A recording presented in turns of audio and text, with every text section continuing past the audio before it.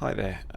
Someone on Reddit has asked to basically see how a glacial cascade miner works, and it's become quite popular recently. But people are still dubious, obviously, about mine playstyle. This is in self-found Harbinger, and I'll just quickly go over the gear just to see what you can realistically get. I know most of these are quite cheap in the standard league, but yeah. So just Divinarius is a decent spell dagger. I do have a better one, but it's nice to have that extra area. It's worth noting that the life and mana gain on kill doesn't seem to work. I don't know if it's meant to, but I believe it's attributing it to the mine rather than player, which is kind of annoying, but yep. Just a hubris, since we are hybrid in this version. There is another one which doesn't focus so much on energy shield after the nerfs, but I like having a bit of a buffer just for big what's the term, spike damage. That's it. Yeah. Decent hybrid shield. You can just use a titanium spirit shield, but I like having all the extra attack speed. I was using whirling blades, but I've taken it out since I have a detonate mine totem for bosses. Bisco's pretty lucky. 2 Venters pretty lucky as well, to be honest. It's only got 5 link. If you can get 6 link Carcass Jack, that's perfect. The area damage is really handy. It's decent enough on life, energy shield, and resists, and you get a little bit of extra area as well. Just some nice move speed boots, bit of life, bit of resist is great, especially if you are using magic find items. The extra on the implicit's pretty handy. Bisco's belt, that's just because the movement speed and everything you get from Rampage is really handy, and the rarity with all the quant is pretty good as well, and the strength helps us fill requirements. And again, just rare gear for gloves. If you can get a enchant like this one, it's quite good, as it's when you get hit, it spreads the sort of, not cone, but like a star almost of cold damage, cold shield ground, that's the one, which splashes it in an area. Quick overview on the tree. It's basically life, small amounts of crit. It's not crit capped by any means. It's a little bit difficult to do with the magic find gear, but basically you want your clever construction, mine nodes, everything like that. I will probably put a path of building link in here so you can have a look.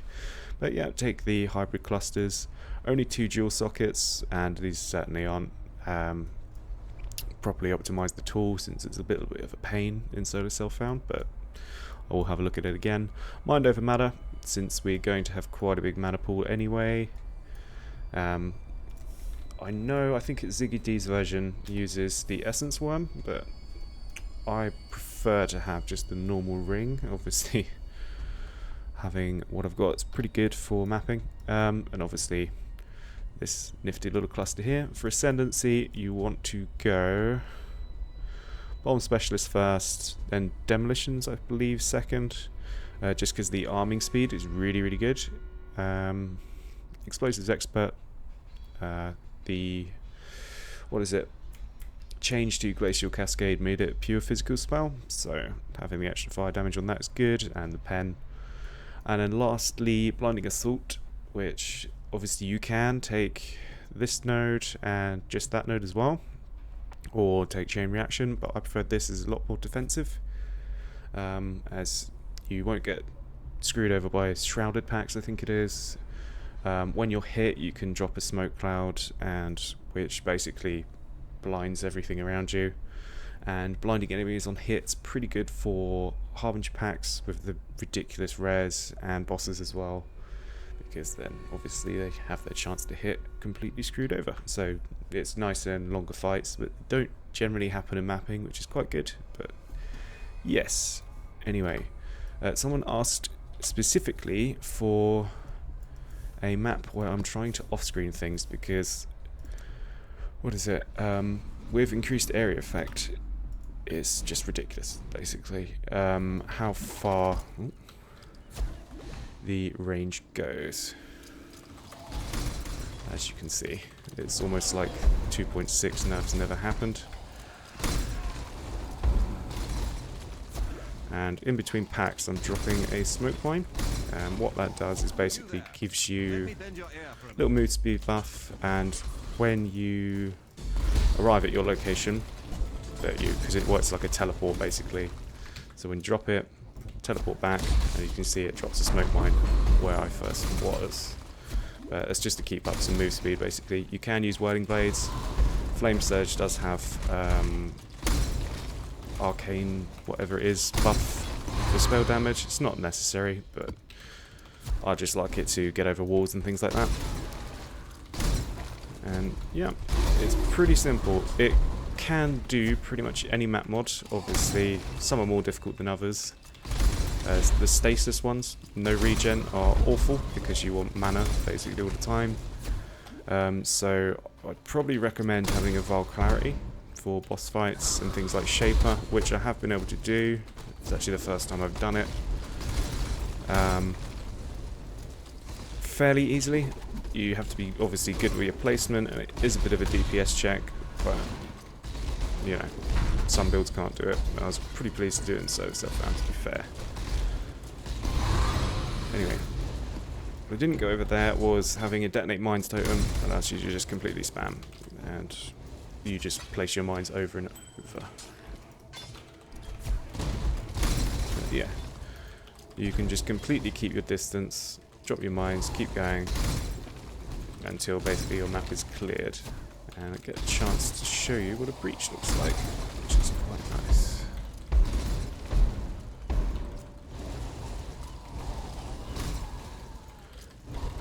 Actually, before I do go over that, as you can see, the instant detonating is pretty good with the arming changes they did in 3.0. Basically, when your mine is arming, which is pretty much instant on Saboteur, you can queue a detonate. So what you can do is effectively spam like that. So when he's placing it, you can press D and it will detonate almost instantly, which allows you to just do that. You really should do the numlock trick for the attack in place. So basically you are always attacking in place, so when you press your mine you drop it at your feet straight away. Anyway, and worth going over this quickly. It's Frost Bomb. Basically it stops life regen almost entirely.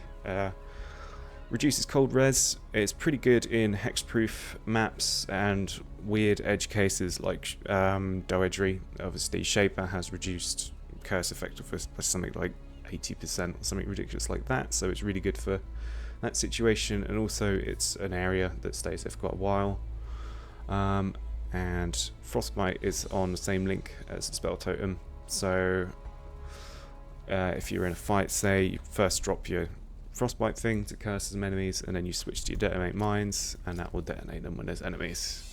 Vile Lightning Trap, because it's good and it's extra damage. But anyway.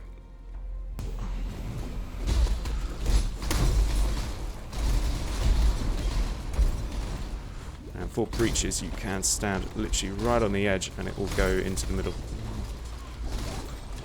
Obviously if there's enemies there. Since the damage is so good, you can kill breach lords if they do turn up in your breach, providing you haven't got an awful layout. But it's normally fine. Oh, bloody Veil in the Night. So yeah, just keep your distance. Obviously some mechanical stuff like staying out of shot ground is important, but other than that it's pretty good. Alright, not a lot of splinters sadly. But yes, that's pretty much what there is to it. In terms of playstyle, it's just drop your mines from a distance, and it's worth noting it can go up walls like that as well. Basically any distance that you could flame surge over, you can drop a mine and it will go down. And right, let me just grab this. I can't believe I've got yet another one of them.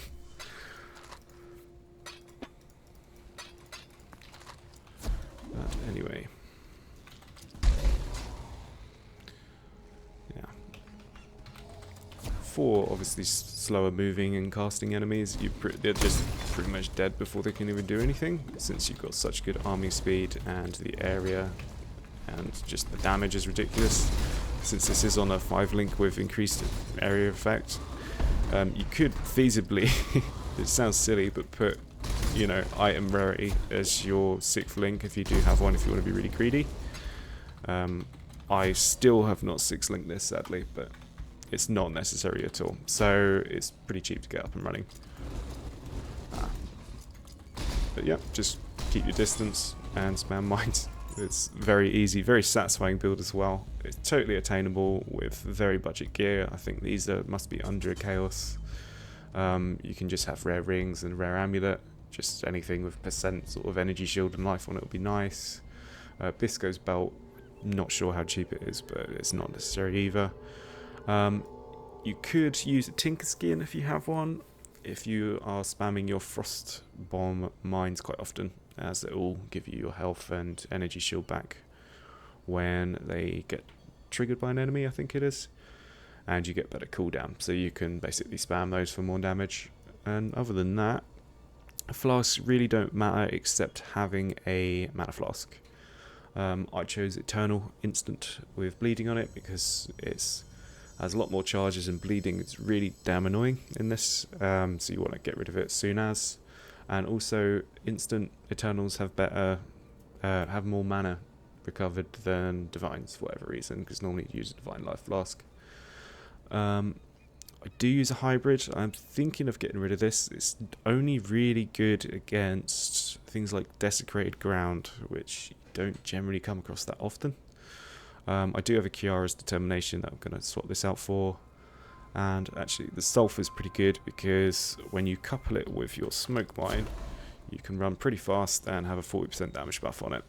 And if you're in things like Lab or you've been bled out and you have no flask charges, you normally have something on that if it's got reduced charges used on it, so you can use the Consecrated Ground, sorry. Anyway, I'm trying to think if there's anything else I need to cover. No, I think that is pretty much it. Obviously, if there's any questions, then just let me know, and I'll try and get back to them. But yeah, it's pretty attainable, and you can build it slightly different ways depending on what you want to do. But yeah, it's very easy to do, very cheap, and yeah, there's quite a few uniques you can get working on it. Obviously, there's Tremor Rod. Actually, I should go over that. I've given up on trying to use this as it just refused to link for me, so I've just avoided it entirely, but it's pretty good from what I hear. I still haven't been able to use it, sadly. You could, when you're starting out, also use the Rhyme Gaze, which is the 20% conk effect, because conk effect gives you a huge amount of damage, and the area is not particularly different at all by any means. It's better than a lot of skills still, and you know, 21k per mine when you've got what, 11 is the cap, is pretty nice. Someone noted as well that the Princess Sword, the Saber, is probably the best way to level this up until you get an insane Spelldagger. That's what I was using. It's not the best, but it did the job. Let's see if I have one.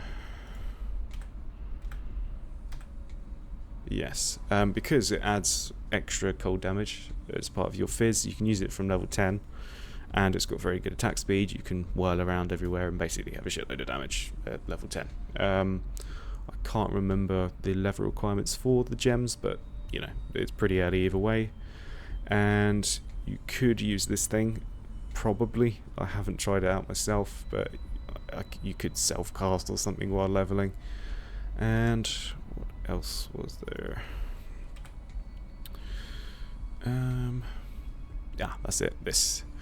You can couple the Princess with this to basically get a bunch of extra cold damage if you want to be really greedy and not care about defenses. I am going to try using just like a Bright Beak or something and seeing how much it affects it, but yeah, if you want to play it on the safe side, use Divinarius and just go for it with that. And I think that's everything. I can go through another map or some more content later on. It can do all Guardians with a bit of a struggle. I'm not best at boss encounters, and I have done Shaper with it, and it can do pretty rippy stuff like the Overgrown Shrines with the god-awful party boss on there. Anyway, thank you very much, and take care, and have fun. Thank you.